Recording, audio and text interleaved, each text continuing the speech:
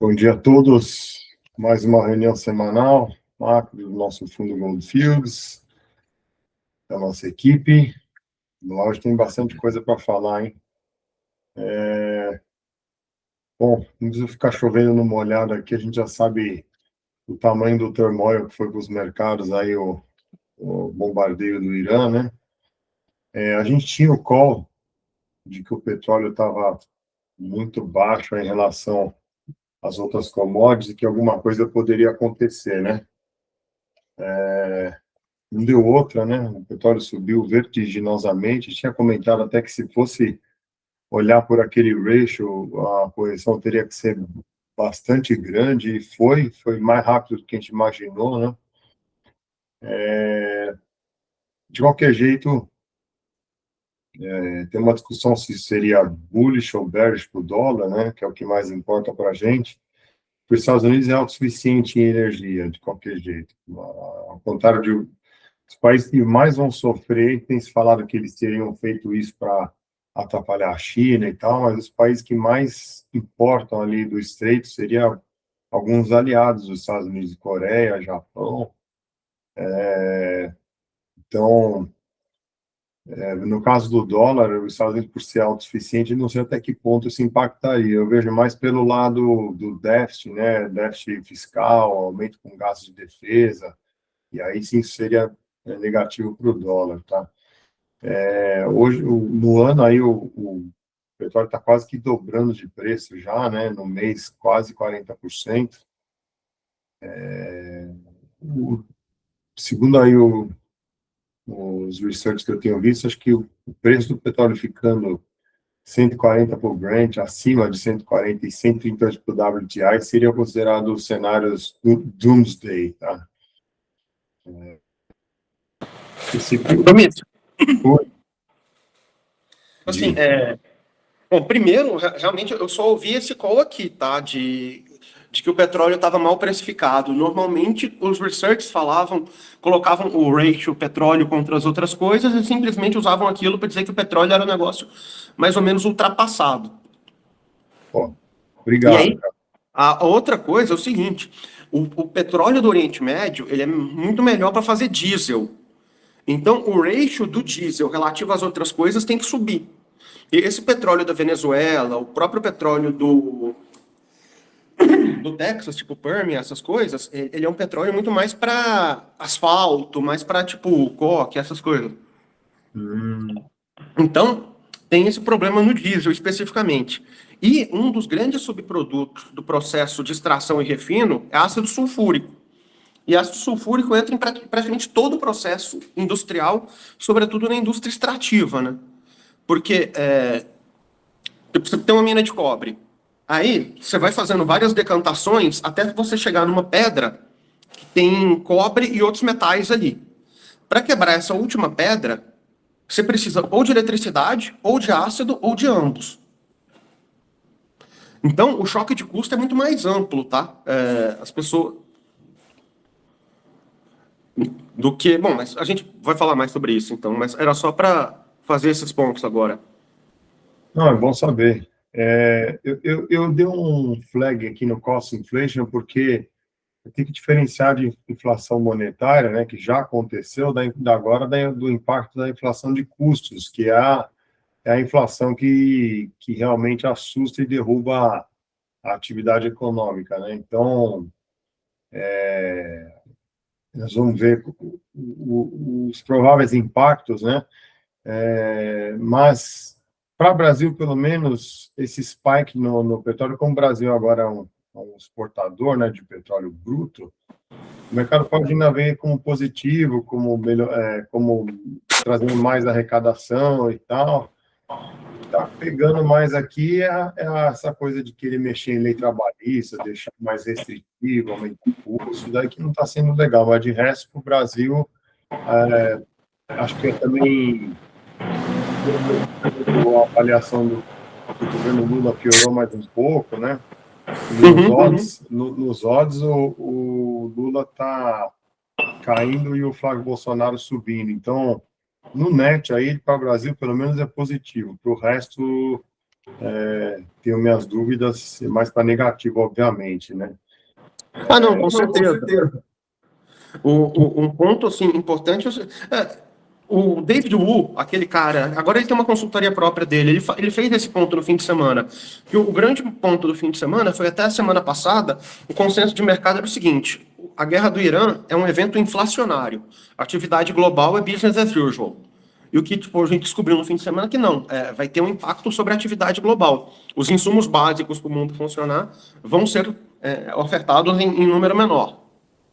Sim, com certeza. Eu até ia falar que aumentou um pouco a chance desse downside scenario aqui, que é o Fed cortando apesar da inflação subir, porque e aí a credibilidade dele ficaria em check, né? Porque saíram números ruins de emprego na semana passada, né? E agora com esse negócio do petróleo aumentando, eles vão ficar em corner mesmo, né? Então, eu vou aceitar uma atividade mais baixa e não vou colocar minha credibilidade em xeque, ou vou continuar baixando juros e tentar sustentar a atividade e emprego. Então, isso aí vai trazer volta também, tá? Que eles vão ficar num corner, provavelmente. Falando do que a gente, dos prováveis impactos, tem esse paper da Goldman aqui, que fala, veja bem, que isso aqui é apenas 10% de increase no preço do petróleo, tá? Com 10% de aumento, você teria um impacto aí no PIB do Canadá de quase 0,2, América Latina, nós estamos aqui no meio 0,1, e aí os outros que são prejudicados, a China não está entre os piores, tá? Mas China, Japão, Estados Unidos, os mais prejudicados aqui, ó, são os grandes importadores, principalmente, acho que Índia e o resto da Ásia ali, que passa muita coisa pelo Estreito de Hormuz, né, que não está passando mais. Você vê aqui, ó, 0,2 e poucos da Índia e tal. Só que é o seguinte, né? Isso aqui é 10%, então você já pode colocar isso aqui como 50%. Então, multiplica tudo isso aqui por 5. A América Latina vai ganhar aí um 0,6 de PIB, e vai ter gente aqui como a Índia que vai perder mais de 1% na brincadeira aqui, tá? Se não for mais. Isso é questionável se seria linear, viu, nisso. Muito provavelmente não seria. Acho que bobear é pior ainda, né? Então, até coloquei o gráficozinho para alta aqui, que é um negócio bizarro, né? E em relação à inflação, eu tirei do Convenience Letter, que é o único que eu vi, acima do 110, que é onde o mercado está brincando agora, os modelos colocam o CPI para 3,5, tá? Ele estava rodando aí 2,4, 2,5, 2,6, aí seria uma porrada de 1%, tá? Depois, na parte de Brasil, a gente tem também a estimativa do IPCA Brasil, e aqui, ó, eu fiz a relação do petróleo com a base monetária dos Estados Unidos, que é a maior, né? Alguns pontos chamam a atenção, tá? A gente, ajustando pela quantidade de moeda, lógico, a 2006, 2007, né, que o mercado foi super bullish para commodities, para o Brasil, para a China, o ratio foi bem mais lá para cima, depois teve a quebra dos bancos dos Estados Unidos, isso aqui colapsou e tal, mas reparem que aquele fundo das commodities de 2015, que prejudicou muito o Brasil, até hoje se tem a discussão se a crise aqui foi causada por preço de commodities caindo, ou por burradas fiscais do governo Dilma, ou pelos dois, né? Aquele nível foi exatamente o nível que a gente estava agora, ajustando aí por moeda, tá? O Covid foi o mais baixo de todos, e tivemos um topinho aqui na guerra da Ucrânia, aqui, relembrando, aqui é tudo ajustado pela quantidade de moeda, tá? Tivemos um topinho aqui na Ucrânia, que foi o mesmo lá de 2018, antes do Covid. Estamos indo buscar esse primeiro topo agora aí, tá? Pode ser, se for mesmo uma tendência estrutural de baixa do petróleo, por aumento de produção e tal, pode ser que pare por aí, mas olhando o gráfico mais longo, assim, dá um pouco de medo você pegar e sair abrindo short aqui, né? Porque olha o tanto que esse negócio não pode andar, né? E aí, quanto o ouro, que é o gráfico que tinha chamado a nossa atenção, aí o negócio é bem mais feio, né? Porque o ouro subiu muito e o ouro também é uma medida de riqueza, né? Então, o Banco Central, o governo que acumulou ouro, ele tem mais bala para vender e comprar petróleo se ele precisar, né? Então, olha, é muito. A primeira pernadinha de alta aqui não foi nada ainda, tá? Você teria que. Você chegou a ver essa história de que a Comex reduziu a margem para operar ouro e aumentou o depósito de margem para operar petróleo? A ideia mais ou menos é drenar o capital novo para ouro. Porque, tipo, se o ouro subir, não tem consequência geopolítica. Se o petróleo subir, o mundo acaba. Chegou a ver isso? Eu não vi nesses termos, mas com certeza eles vão fazer isso, Não, porque já foi feito. Acho que já foi feito. Na sexta. a desculpa vai ser a vol do mercado, né? É um jeito de chamar mais margem, de inibir especulador e fala que é porque a vol subiu e acabou o problema, né? Eles têm direito de fazer isso, né? Não é sacanagem, né? Não é tapetão. É parte do jogo. Isso. Eu acho que isso atrapalha um pouco também, o pessoal sai especulando com certeza, né? Mas olha, então esse gráfico aqui, cara, se a gente for buscar aquele topo lá da Ucrânia, meu Deus do céu, aí o petróleo vai para $200, tá? Então, o da base monetária já é um pouco menos agressivo aqui, o tamanho do ajuste. Tá? Voltando para a parte de liquidez, a gente sabe que temos um problema aí, temos muitos vencimentos de dívida do governo americano, e aí precisa de liquidez para ajudar a rolar isso aqui. Nessa situação de petróleo explodindo de preço, como é que fica isso, né? Mais uma coisa para atrapalhar aqui, né? Chamou a atenção também, eu vi no Cobeis Letter que virou um trade meio consenso também, ficar shorteando o Treasury, por enquanto está funcionando, né? Mas o mercado ficou muito posicionado nisso. Aqui é o short interest do TLT. Eu tinha até comentado, acho que no nosso chat, que olhando tudo que está acontecendo, o consenso seria ficar short no Treasury, né? Aumento de gasto e tal, inflação. Só que esse número de emprego ruim, né? Assustou um pouco. Não sei se é tão fácil assim esse trade. Agora, vendo o mercado com um posicionamento extremo assim, também ficou com um pouco de pé atrás, tá? Mercado de Ripple, que a gente sempre olha também, parece estar normalzinho aqui por enquanto. A normalização foi causada por o Fed voltando a aumentar os volumes de treasuries aí, dando mais dinheiro para o mercado, né? Isso aí foi bem pego aí pelo pessoal do Cross Border Capital. O Bitcoin, que falava-se que era um bom hedge para situações de pânico, assim, não está se mexendo muito, ele está mais vinculado mesmo à liquidez em dólares, que não está subindo por enquanto. Nós vamos ver depois também isso.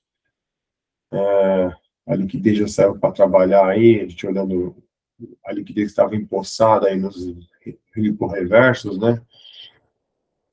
Reservas bancárias aumentaram um pouquinho, mas estão ali no nível. Daqui para baixo se torna preocupante, estão segurando por aqui por enquanto. Aqui, ó, o M2. Então, a gente tem a liquidez aqui, liquidez bancária também, está bem devagarzinha, isso ainda não acelerou para a gente falar que vai ter. Do jeito que está aqui, o aumento de custos, do jeito que está acontecendo com o petróleo e tal, mais fácil a gente caminhar para uma recessão do que para uma inflação descontrolada, igual estão falando aí, tá? Porque você tem preço vezes quantidade, vai dar um X de gastos que a economia suporta. Se você não está atacando mais dinheiro, você não está aumentando aquela área. Então, o preço vezes quantidade, aumenta preço, vai ter que diminuir quantidade, tá? Por enquanto, é assim que eu vejo. Eu atualizei esse gráfico aqui, eu coloquei o PIB nominal com lag de 6 meses, né, em relação à base monetária M2. Vocês veem que ele é um bom forecaster aqui, só no Covid que teve um choque externo, né, que foi um problema de saúde, onde se acelerou a base aqui e o PIB desmoronou, mas depois ele veio atrás. Então, hoje aqui a gente está rodando o M2 aí 4%, mais ou menos, pouco menos, e o PIB nominal 5%. Como a taxa de juros está em 3,5%, 3,75%, teoricamente você tem um equilíbrio, só não pode esse PIB nominal começar a desacelerar muito aí por problemas no emprego ou fatores, ou problemas no crédito também, que aí traria um desequilíbrio e acho que aí o juros teria que cair mais, tá? Aqui aquele gráfico aproximado para desde 2015, a gente vê que tem uma correlaçãozinha aí, né? Que aqui eu coloquei com lag, então você teve a baixa do Covid aqui depois da reação, você vê que o negócio anda bem junto, né? O crédito bancário eu tinha falado, o último número de saiu está um pouquinho mais para cima, não sei se isso aqui é uma tendência, né? Ó, do jeito que as coisas estão, ou se vai ser só um blip aqui, depois volta a desacelerar, isso também é muito importante para a atividade e inflação, né? E o non-farm payrolls, a gente vinha lá aqui 21, né, printando números positivos, 22, na tendência super positiva aqui a linha de tendência, né?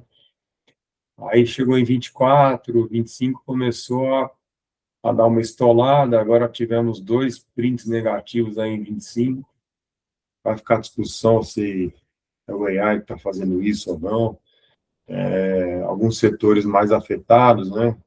Mais intensos aí em serviço. Nota que você tem um cenário clássico aí de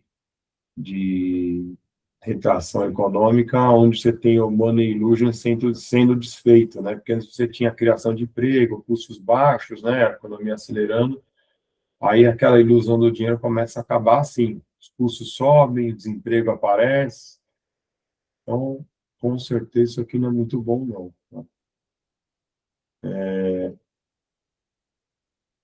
Aqui o dólar fortaleceu no último pânico, né? A gente ainda não chegou naquele 100, 100 e poucos dólares, que seria o pivô aí de quebrar essa tendência de baixa. Mas a continuar assim, pode ser que aconteça, tá? O CMI, os odds da CMI hoje, acredite se quiser, funciona toda semana, hoje estão fora do ar. Eu não consegui atualizar esse gráfico aqui, tá? Seria, aliás, eu até precisava, porque depois do número de emprego, seria interessante ver como que ficou, e depois com a bagunça do petróleo, mas o negócio estava fora do ar, né? A confusão foi tanta que até caiu o CMI, eu acho. Esse GDP Now, que vinha forte, esse aqui é o real, tá? Não é o nominal, o real. Vinha forte até sair o Employment Situation na sexta-feira, ó, ele caiu mais de um ponto aqui, tá? 2,1 de crescimento real. Eu vejo a maioria das casas aí colocando em 1,5. Então tá aproximando. E o Nowcash do Fed de Nova York também caiu um pouquinho, 2,23, mas o deles ainda é março 5, não pegou o número de emprego. Vamos ver para onde que vai isso aqui, tá? Temos que ficar de olho também em renda disponível, né? Agora, os números que vão ser recalculados aí com aumento de custos e tal, só que deve cair, também deve ser ruim.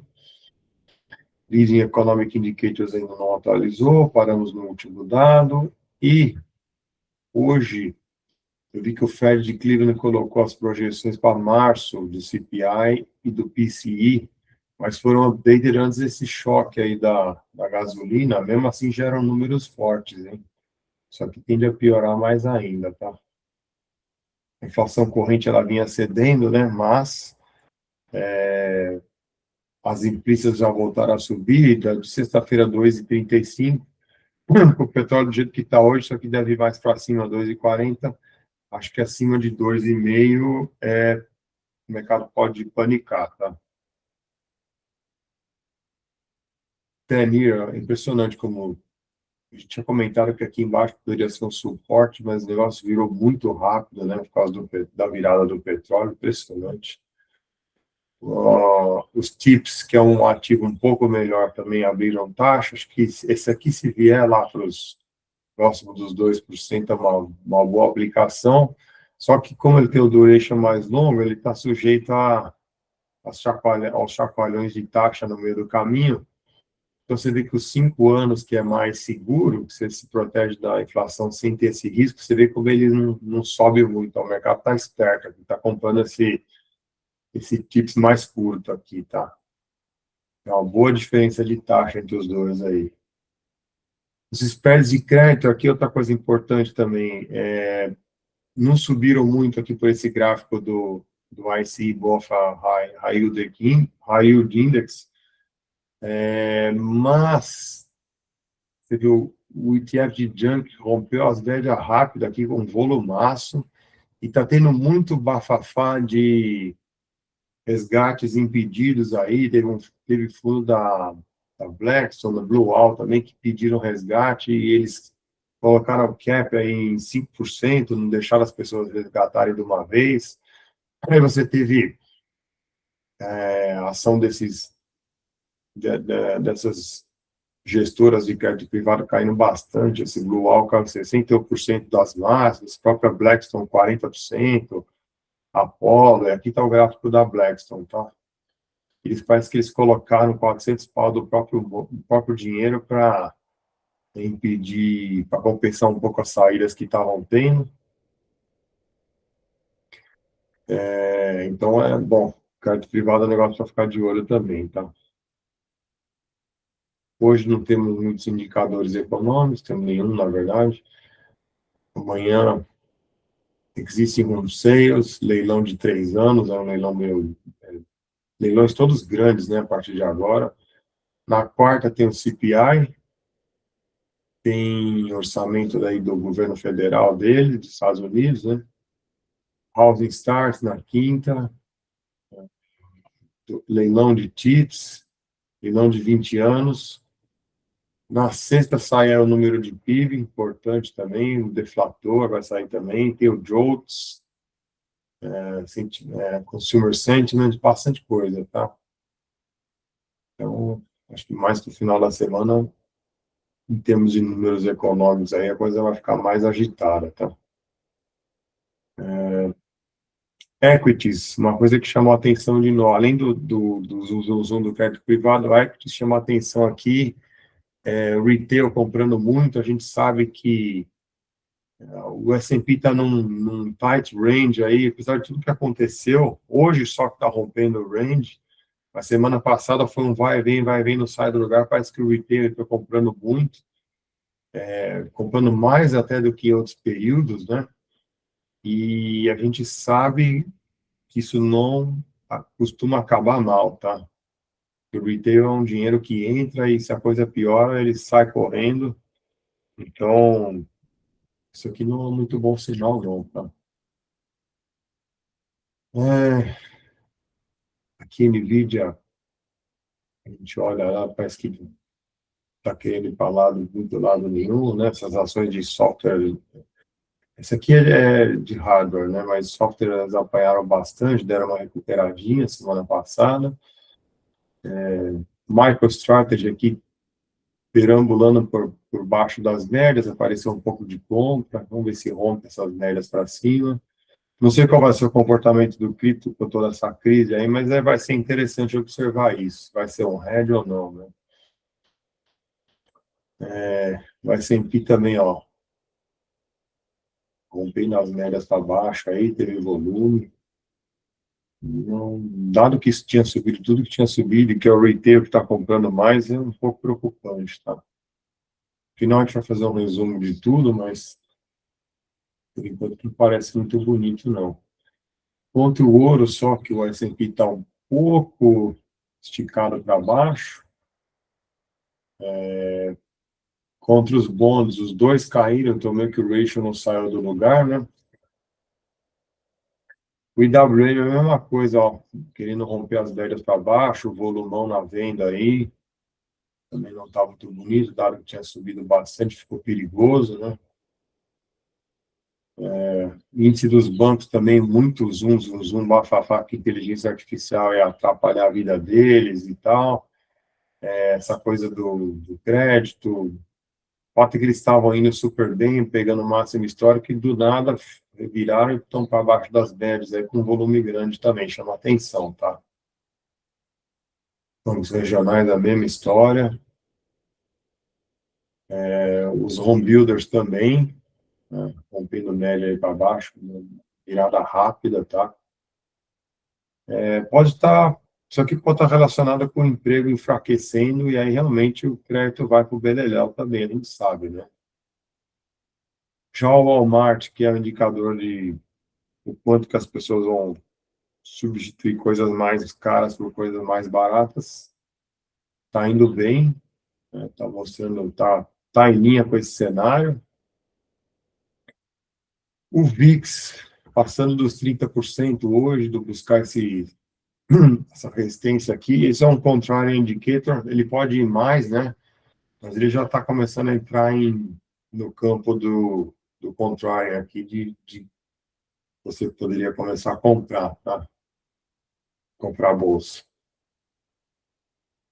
Mas, com relação à implícita na sexta, 23, ainda um pouquinho baixo, eu esperaria isso daqui para cima dos 40, para poder dizer que, pela média recente, estaria num ponto de começar a querer encarar o mercado e contra, né?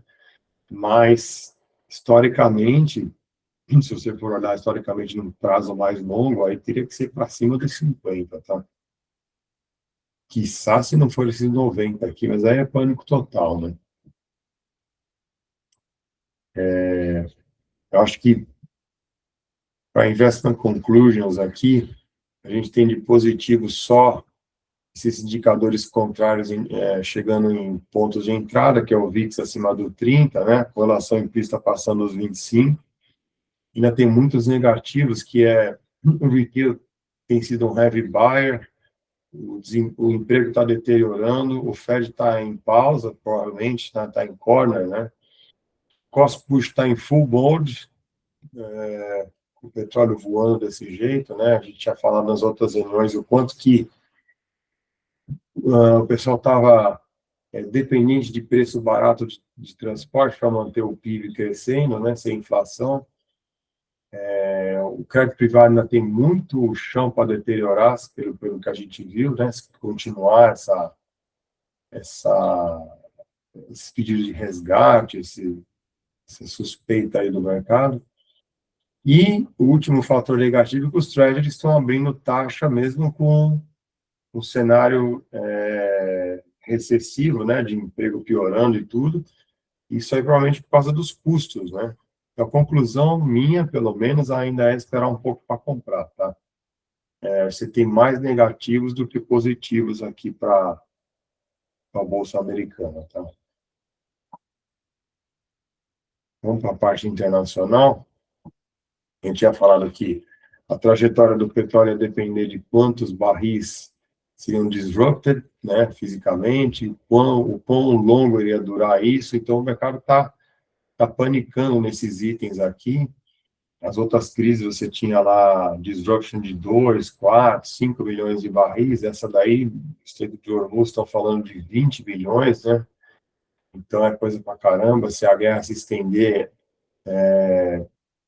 aumenta o período, né? E já ouvi falar também, se eu não me engano, foi no JP Morgan, que um indicador é o quanto que as refinarias ali na região Iraque, outros lugares que escoam, Iraque, Kuwait, lugares que escoam a produção por ali, que eles começaram a desligar as refinarias, e parece que eles estão desligando algumas já. A expectativa de que o conflito pode perdurar, demora para religar, né? Então, isso aí, desculpa te interromper, mas o Kuwait e o Iraque já estão fazendo isso sim. Já não é perspectiva, não, é eventos já realizados, já acontecidos. Não está desligamento total, mas já está parcial. E última coisa nesse tema, o único lugar do Irã que não está sendo tocado de jeito nenhum é o grande terminal deles de exportação na tal da ilha de Karag. Esse é o único lugar que Israel e os Estados Unidos não tocaram de jeito nenhum.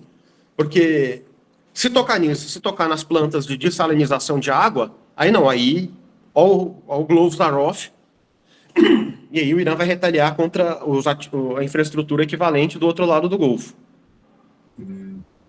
Eu vi uma tese que eles poderiam tentar tomar só essa ilha sem destruir, né, para poder chantagear os caras que eles parariam de faturar totalmente, né, fazendo isso. Tipo o que fizeram na Venezuela, mas com certeza não vai ser uma coisa fácil, né?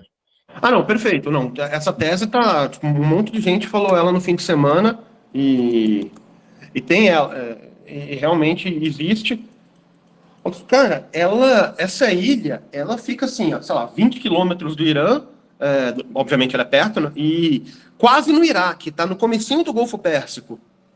Hum. Então, sei lá, não sou especialista militar para dizer quão factível é tomar essa ilha. E ainda mais com o Irã mantendo os drones dele. Mas, bom, realmente tem muita gente, sobretudo as contas pró-americanas, estão falando que esse é o endgame. Tomando essa ilha, você venezueliza o Irã, e aí toda exportação vai ter que passar por essa ilha e pelo controle americano. Mas sim, isso aí está disseminado, esse call. Vamos ver o que vai acontecer, né? Então, a gente tinha falado semana passada, né, tudo que poderia ser essa coisa de atacar a Venezuela, atacar o Irã, é o eixo que estaria linkado à China, a gente não sabe até que ponto não é, né? Não sabemos também se o Irã estava próximo de ter uma arma, e por isso que eles avançaram. Agora vai ficar no campo da conspiração. Mas o fato é que teve uma virada.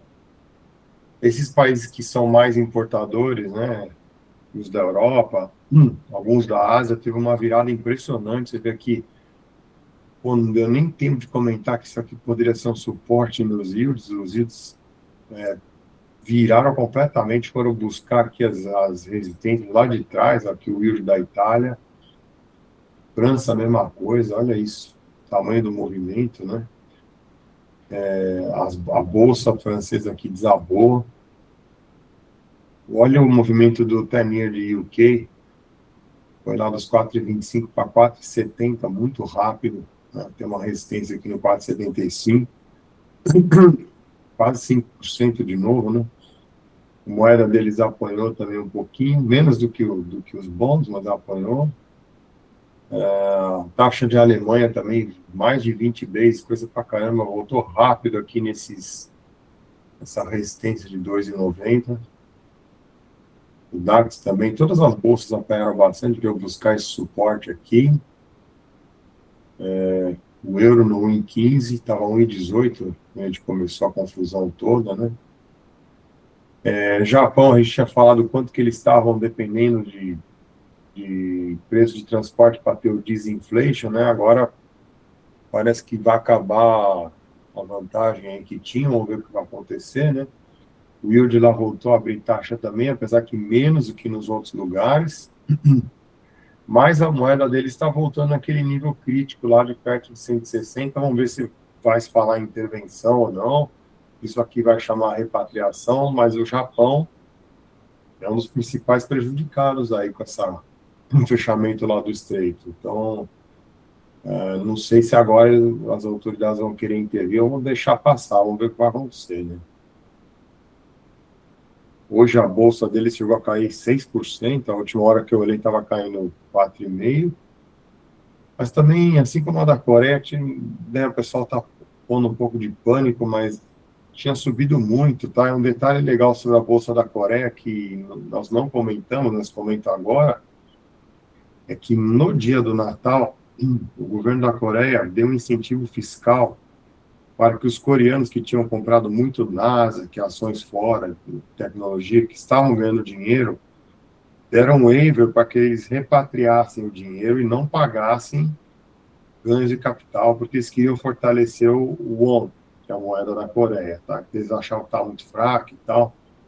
Isso fez com que a bolsa coreana desse aquela mega pernada de alta do além ali que ela deu e deixou vulnerável para ter essa correção toda que teve, tá? Então, esse detalhezinho aí, uma coisa que não tinha comentado, mas estou comentando agora, tá?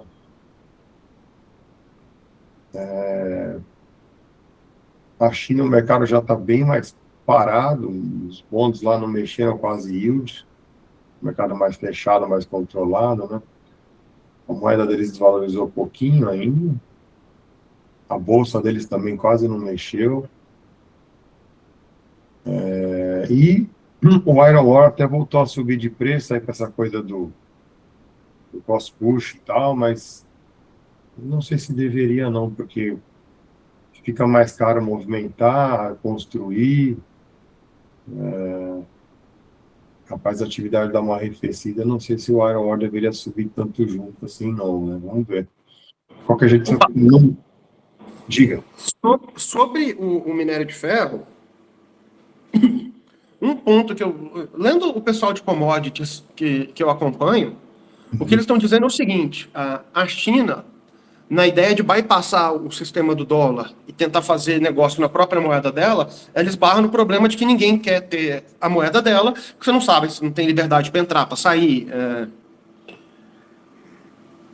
E Uhum. aí, o colateral que está sendo usado pela China são commodities, sobretudo as metálicas.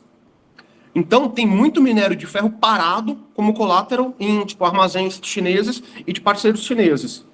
Porque, assim, você conversa com qualquer pessoa aqui no Brasil sobre Iron Ore, todo mundo fala, cara, esse negócio tinha que estar $60, estou precificando Vale, fazendo um valuation de $60, esse preço está errado. E tem 2, 3 anos que o preço não cede. E agora É, resolveu subir. então, estranho, né? Então, alguma explicação tem que ter, porque, assim, o Iron Ore, ele é um metal, tipo, early cycle, né? Quando você está fazendo o prédio. Uma vez que o prédio está pronto, a demanda de Iron Ore é residual. Quando o prédio está pronto, quando a infraestrutura está pronta, você demanda cobre, né? Porque cobre é liquidificador, é o ar-condicionado, são as coisas modernas, vai. Então, tinha se falado que a demanda ia vir da reindustrialização dos Estados Unidos, que a gente não sabe se vai acontecer ou não. Tinha também a conversa de que nesse estágio da liquidez global você acelera a economia real, acelera commodities, e aí por isso tinha aquela suspeita de que o petróleo poderia subir também. O Iron Ore já tinha subido, né? Mas agora com o petróleo dando essa cacetada para cima, não, não sei, não sei até que ponto essas commodities pesadas que você precisa movimentar, até que ponto. Apesar que aqui também ela está num nível intermediário, né? Ela não está fazendo novas máximas nem nada. Então, acho que Então, não. é mais um contrafactual, que em tese era para ele estar $60, $50. E não foi. Não, não foi de jeito nenhum. Sim. O real, você vê, né? Ele abre desvalorizando, o pessoal aproveita para chinelar, cara, porque tudo que está acontecendo aí, teoricamente, é bom para o real, né? Você vê que esse índice de dólar do Fed tem mais emerging markets, ao contrário do DXY, né? Meio que não subiu muito pouco. Que é o caso do real aqui, né? Tava 5,20, agora tá 5,30, pouca coisa que andou. A conta da XP, que foi a primeira que eu vi, agora dessa semana deve aparecer várias, é que cada 10% no petróleo são 10 bi a mais de arrecadação, 9 bi a mais de saldo comercial e 40 bips de IPCA. Ah, é isso aí, tá? O slide tá aqui, você decorou bem. É esse número mesmo. A gente vai Ou chegar seja, lá. é o kit assim, é o presente de Natal para a NTNB, né? Uhum. Para a curta E a curta tava super no chão, né? Então, pra você ver como o mercado é, né? A NTNB curta tava lá no chão, do nada ela vai passar a ficar bitada, né? Aqui é o Euronoc, né? Ele até que não valorizou tanto, né? Dada a magnitude de movimento do petróleo. Quando o petróleo estava caindo, ele já estava valorizando. Eu tinha até falado, nossa, aqui mostra que o mercado está um pouco desconfiado com essa baixa do petróleo. E agora está um pouco desconfiado da alta, porque a moeda deles até que não valorizou tanto aqui ainda, proporcionalmente para o negócio que subiu quase 100%, né? Aqui está o gráfico do petróleo, a virada foi muito rápida, né? Impressionante. Aqui o número puro sem ajustar por nada, tá? E aqui o gráfico que nos levou a criar a suspeita, que é o petróleo desafiado pelo ouro aí. Já mostramos, né? A nafta deu uma porrada também, porque esses derivados também passam lá pelo estreito, né? Aí isso ajudou as ações da Braskem aqui a dar uma voada também. Já o ouro está largadinho aí, hoje está caindo um pouco. É normal, depois de ter tido todo o rally que teve, né? E muita gente comprada, aí o negócio para um pouco de subir, né? A prata também, mesma coisa. O cobre, também acho que com a pancada aí para atividade econômica, ele deu uma nivelada, parou de subir também. O aço já deu uma recuperada junto com o Iron Ore aí, mas também está no range trading faz tempo, né? Eu acho que também a China, ela recebe, China e Ásia recebem ali pelo Estreito de Hormuz, mas eles também exportam uma parte ali da produção de aço por ali, né? Os países do Oriente Médio estavam construindo muito, né? Também isso também é um canal que vai fechar, para entrar e para sair, né? O alumínio é outro que, nossa, dá uma cacetada aqui para cima, está quase nas máximas, impressionante. E aqui mais um positivo para o Brasil, soja subindo de preço. O trigo também deu uma recuperada de preço. Aí esse aí não pode subir muito, senão começa a gerar convulsão social ao redor do mundo, né? Acho que é isso. Acho que a leitura de todo esse internacional aqui é ruim para a Europa e Ásia, bom para o Brasil. E aqui está a tabelinha que o Aires falou, exatamente isso. Ó, cada 10 dólares de barril, o trade balance aumenta 9 bi, diminui 10 bi o déficit do governo central e sobe 40 bips na inflação. Estava rodando lá em 3,8, 4,5. Se o petróleo ficar em 100, nós vamos para 5, né? Só que aí praticamente vai zerar aqui o déficit primário, né? Então, é por isso que a gente vê aí, no caso do real, está sendo um caiu, comprou aí nesses últimos dias. E tem esse fator aqui também, né? Acho que todos esses escândalos aí do Master, da STF e tal, tá arranhando um pouco aí a imagem do Lula. E ele saiu lá dos 50% finalmente, caiu um pouco. O Flávio Bolsonaro subiu bastante também, estão convergindo aqui, tá? Eu tinha falado semana passada aí de contratação para portfólio manager de commodities e tal, estão em demanda. Vai continuar com esse zoom do petróleo aí, com certeza, né? Então, a gente tinha falado aqui também que o Latam está no sweet spot, né, com exposure para commodities, longe fisicamente do cenário do conflito, né? Os estrangeiros tiraram um pouquinho de dinheiro aí do Brasil no dia 5, foi o dia que a bolsa caiu mais, né? O retail comprou aqui também, mesmo papo dos Estados Unidos. Isso é um pouquinho preocupante, mas não muito, porque pelo comportamento da moeda, eles devem voltar, né? A não ser que a coisa piore muito. Já são muitos anos que a gente imagina que o Brasil possa descolar, que possa ter um efeito diversificação, onde a bolsa lá cai, aqui não, mas na hora do pânico mesmo não adianta que, como a gente depende do dinheiro estrangeiro, eles acabam puxando o dinheiro e aqui capota junto, né? Ainda não vi esse descolamento acontecer, mas quem sabe um dia, né?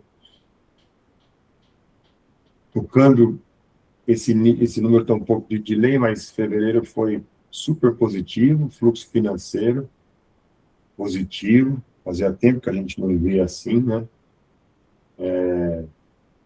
Dos 10,5 positivos aí, 9 foi fluxo financeiro, coisa pra caramba. O negativo em 12 meses quase zerou aí, que vinha com um negativo bastante grande. Tinha tido a notícia que o Brasil ia ser mal beneficiário dessa tarifa global aí que o norte-americano acabou impondo lá, o Trump teve que mudar. E aqui está o dólar real, Hoje está perambulando aqui no 5,30, subindo quase nada o dólar. A tese de que essa bagunça toda é boa para o real está se confirmando aí por enquanto, tá? Só para os juros, que, como a gente viu lá, né, a inflação sobe, então a moeda até se mantém, mas os juros pioram, e aí a bolsa cai um pouco junto com isso também. Tinha visto também que as proteínas de exportação tinham aumentado, né? O preço aumentou, o volume aumentou, tudo bom para o real. Temos um estudo aqui mostrando que o vai e vem do Brasil sobe juros, aumenta a expansão monetária, acaba sendo no net até benéfico para a nossa moeda. Deixa eu ver aqui quais outras atualizações nós tivemos. Bom, a tese que sobrou aqui era de que com a baixa de juros os imóveis iam andar de preço, agora com esses juros subindo, isso aqui acho que vai se estender no tempo, não vai ser agora, né? A inflação implícita aqui, ó, subiu bem aqui também no Brasil, 10 anos estava abaixo de 6, semana passada fechou em 6,10, 14 vezes aí de alta para 10 anos, é bastante coisa, né? O DI tinha tido um volumaço na venda para baixo da média aqui, parecia que ia engatar e virou para o lado contrário, né? O pessoal parece que se estocou aqui, o volume foi grande, vamos buscar essa resistência, janeiro 33. Hoje estamos com janeiro 33 a 14% de novo. Isso aí vai jogar uma água no chope da bolsa aqui, né? Somente das small caps. O janeiro 27 também, nossa, impressionante. A gente tinha comido muito prêmio para o eventual ciclo de baixa. Hoje, vamos ver qual é o preço dele, 13,78, subindo 11 vezes, então ele está mais ou menos aqui assim. Teve volumaço na compra também, acho que muita gente se estopando. Essa era a curva antes do turmoil, olha, você tinha Selic aqui alguns prazos a 11,77, tudo abaixo de 12, olha como ficou semana passada. 12,80, 12,70, mais de 100 vezes aí indo embora, tá? De corte. Aqui, se eu mantivesse aquela simulação de 300 BP de baixa, você tinha em janeiro 27 a 13,28, só tinha 37 bases de prêmio no fechamento passado. A 13,67 já teria 80 bases, se isso aqui se confirmasse, a gente não sabe mais se vai ter isso ou não, né? E hoje, com esses 11 bases de alta, isso aqui deve estar indo para 100 bases. Então, mantém no ciclo de 300. Novamente, não sabemos se agora, com esse turmoil todo, vai ter, né? O Ibov tinha tido aquela alta forte, caiu com um bom volume, aí veio buscar essa média aqui. A gente tem os critérios aqui pelo M4 e tal, mas aquilo lá mudou um pouco. O MSCI também tinha ido embora, quase nos $40, voltou aqui para os 36, 35. Que a primeira, essa média móvel semanal de 20 aqui, estamos falando aí de 30, um pouco abaixo dos 30, 35, 34,5, 34 aqui. Qualquer jeito, quanto os emerging markets aí, ó, o Brasil sofreu menos, como deveria ser, né? Ficou nivelado em relação ao México. Apoiou pouco em relação aos small caps americanos. E contra o SPY, isso aqui foi engraçado, porque o SPY não mexeu quase semana passada, e hoje, essa semana, que isso aqui acho que vai voltar a subir, porque a bolsa americana está caindo bem, e aqui está mexendo pouco, né? Pelo menos por enquanto. No ratio de small contra o DI, o small teria aí mais 2, 3% para cair hoje, para dar um ponto de compra. No longo prazo, olha, ele fez que ia, acabou voltando bem aqui, ó, voltando no polinômio dele de longo prazo. Aqui, o small contra o IRFM, mesma coisa, ó. Falta aí o que mesma coisa, uns 3, 4% para vir no suportão, que era antes de ter todo esse rally que teve aí. O mercado sempre dá duas chances, é impressionante, né? O milho também, esse aí voltou a subir, 74, 75. Não pode passar desse 77 aqui, né? Cafezinho também batendo a média aqui, mostrou suporte. Então, o Brasil, a conclusão aqui do Brasil é o seguinte: tudo que está acontecendo é bom para a moeda, para juros é um pouco mais negativo.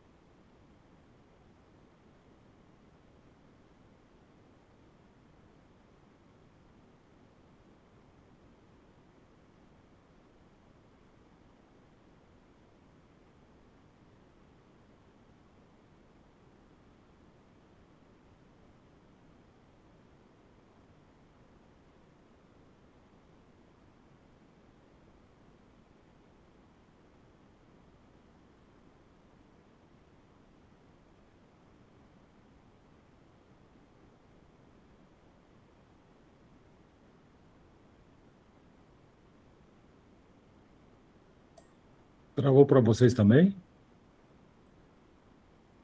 Travou, se tivesse sido só para mim. Travou para mim. Travou uns 30, 40 segundos. Acho que foi com o Domício mesmo. Espera um pouquinho.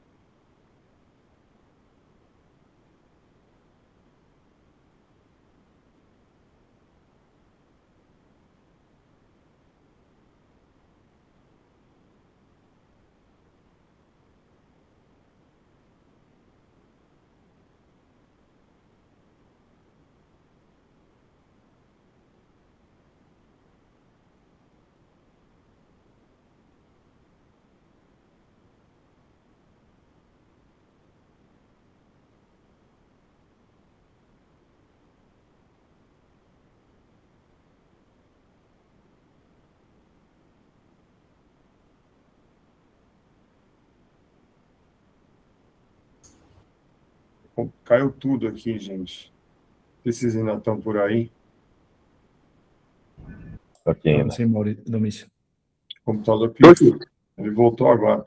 Mas o que eu estava falando é o seguinte: a conclusão é que tudo que está acontecendo é melhor para a moeda, para o real.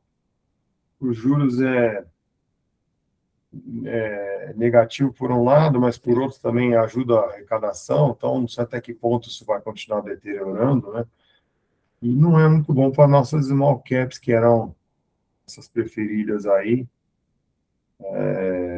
vão acabar saindo prejudicado, porque se acaba aí a eventual baixa de juros, e com certeza elas vão sofrer um pouquinho, mas pelos ratios ali, se os juros não abrirem muito mais 3, 4% de baixa, aí, entre 2 a 4% de baixa, seria o primeiro ponto de compra, tá? Então, vai precisar ver o quanto que esses juros vão continuar estressando. Você tem os juros longos já a 14%, né? Dado que a moeda não está estressando muito, eu acho que deveria parar por aí, mas...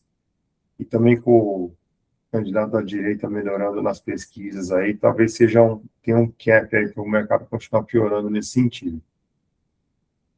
Não sei se alguém quer fazer alguma pergunta, alguma consideração. Eu tenho uma, Domício.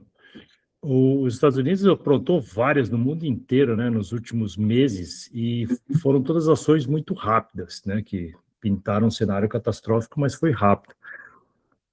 Lógico que você não é analista militar, mas não há possibilidade também no Irã de essas coisas se resolverem num curto espaço de tempo e a gente ter boas oportunidades em alguns mercados? Então, sim. No nosso caso aqui, a gente, se o mercado melhorar, acho que a gente vai junto, e se ele piorar muito, a gente talvez não piore tanto, né? Essa é a esperança. Agora, uma solução rápida no Irã, eu não sei como que poderia acontecer isso, Luiz. Eu não, se eles pô, os caras já estão falando, ameaçando boots on the ground. Então, as informações são muito desencontradas, né? É muito difícil fazer uma previsão nesse sentido. Se eles conseguirem fazer, acho que a maior chance que eles têm é a população local se revoltar e começar a ajudar eles mesmo, né? Porque eles ficarem de fora só chovendo bomba ali, vai ficar aquela coisa tipo Afeganistão, né? Como o Irã também tem um terreno montanhoso, difícil de você entrar, né? Não é uma planície. Vai ficar aquele cenário Afeganistão. O cara joga uma bomba, se esconde na montanha, os caras vêm, jogam aquele monte de bomba lá de cima, o cara se esconde, depois sai de novo. Então, se a população não colaborar, e agora tem essa coisa eles armarem os curdos tentarem ajudar também, só que os curdos estão com 5 pés atrás, né? Porque já foram deixados na mão pelos americanos no passado, né? Então, eu não sei até que ponto isso é uma aposta bem arriscada por parte deles, né? E eu não sei se vai ter solução rápida assim, não, tá? Para a gente seria melhor que tivesse, né? Esse cenário de tumulto, de guerra, não beneficia ninguém, né? Nem os americanos, nem os iranianos, ninguém.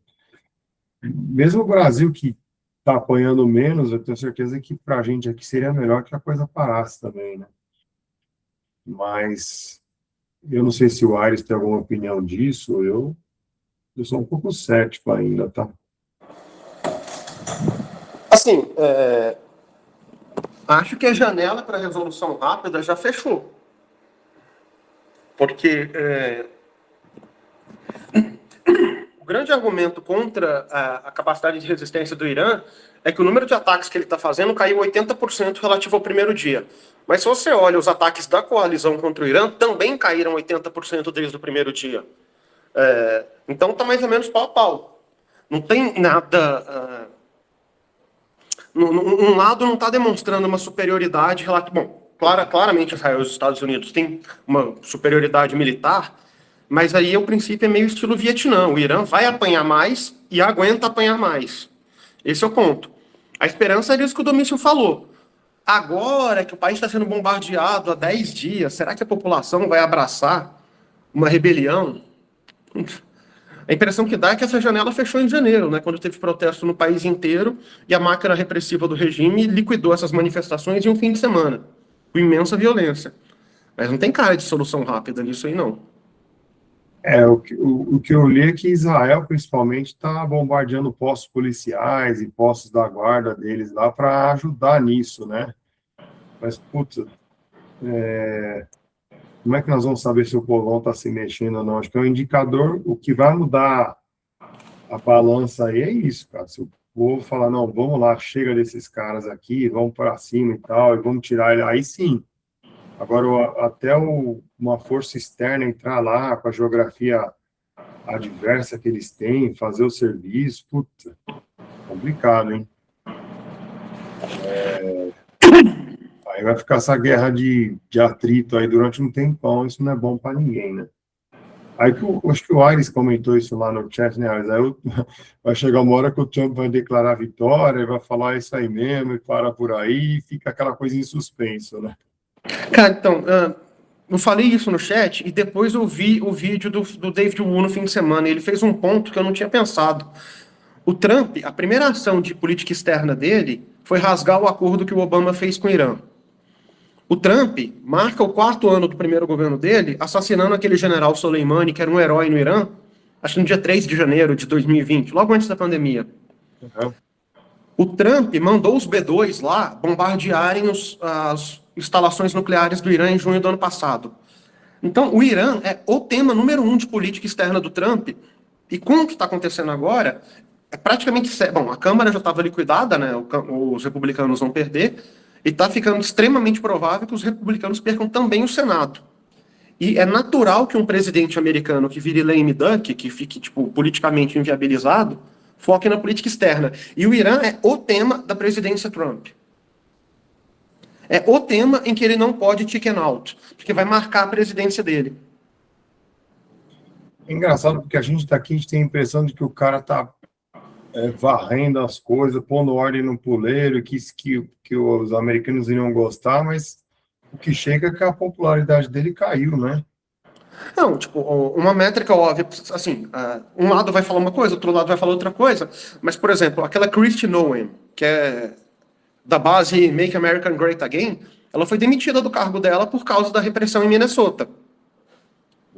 Quando você demite alguém que é teu apoiador de primeira hora, teu apoiador mais, assim, tipo, aguerrido, significa que você sentiu o golpe, né? É verdade. Então,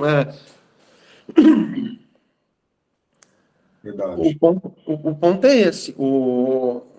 Agora, esses países que dependem 100% de energia importada, por exemplo, a China, ela depende de petróleo importado, mas a produção de eletricidade dela é praticamente toda doméstica. Ela quase que exporta eletricidade. É diferente do Japão, Taiwan, Coreia do Sul, que não tem produção de energia doméstica. Nem mesmo eletricidade. E a China tem lá o carvão dela, tem as hidrelétricas, tem um monte de coisa. Então, a esperança da guerra acabar é algum país desses, tipo, pressionar o Trump. Semana passada a gente compartilhou no grupo, né, um bilionário dos Emirados Árabes falando que era deslealdade e traição dos Estados Unidos começar essa guerra, jogar todo mundo nessa guerra sem combinar antes com ninguém. Então já tem uma pressãozinha incipiente das pessoas que estão pagando a conta para os Estados Unidos tirarem o pé. Sim. Eu acho que tem alguma coisa estranha aí, para eles terem começado o negócio do nada, assim. O Irã devia estar perto mesmo de atingir um breakthrough aí no programa nuclear, e espero que agir, porque é estranho, né? A maneira como as coisas Não, sucederam. tem que ser agora, porque está longe da eleição. Em tese, daria para compensar com outras coisas a queda de popularidade que isso está provocando. E se o Trump. E mesmo antes da guerra, já era meio certo que o Trump ia perder a Câmara. Então a janela de oportunidade para ele fazer isso é antes da eleição. E a eleição está 8 meses para frente. Sim. Se ele virar a lame duck, vai ser ruim mesmo, cara. E, inclusive, para nós aqui, né? Também que estava dependendo um pouco da esquerda não voltar lá para não atrapalhar aqui, né? Mas o mercado tá indo para o outro lado aqui, né? Vamos ver. É porque acho que aumenta a probabilidade do Flávio ganhar, né? O que aumenta? Não, esse choque do petróleo. Ah, tá, porque a gasolina vai subir de preço aqui, sim. Uhum. Já subiu, né? Eu fui no posto esses dias, o diesel já subiu 10%. O diesel, só a gasolina Não, não. disse. Uhum. O diesel já deu Não, mas uma. isso vira custo generalizado na economia brasileira. E dado que o governo não tem espaço fiscal para fazer estímulo, dado que o governo está há 3 anos aumentando imposto, e dado que as obras de infraestrutura estão sendo em larga medida travadas pela Marina e pelo IBAMA, é difícil o governo se isentar dessa culpa. Sim. No fundo, o eleitor culpa quem está na cadeira. O Bolsonaro foi culpado pela pandemia que aconteceu no mundo inteiro, o Lula vai ser culpado pela guerra do Irã, até porque ele não criou nenhum espaço de manobra para reagir agora. Né? E o diesel, cara, pelas contas ali, tá R$ 7 e pouco o litro, mas poderia até uns 9, né? Brincando, né? Se o petróleo ficar onde tá, né? Eu acho que ele podia ir para 9 com preço de sexta-feira do petróleo, né? Isso. Não com preço de hoje. Com preço de hoje, pô, o céu é o Mas limite. nossa, aí o negócio vai ficar feio mesmo. Então. Não, e se você for olhar, o Hugo Monta, cara, ele tá fazendo andar, tipo, a agenda de crédito compulsório de carbono. Tipo, Brasília tá vivendo num mundo assim. Até a Giorgia Meloni na Itália pediu para suspender temporariamente, aquele temporário que todo mundo sabe que vai ser permanente, o mercado de crédito de carbono compulsório na Europa. No Brasil, a gente está discutindo a instalação dele, a ampliação. É delusional o nível do debate em Brasília.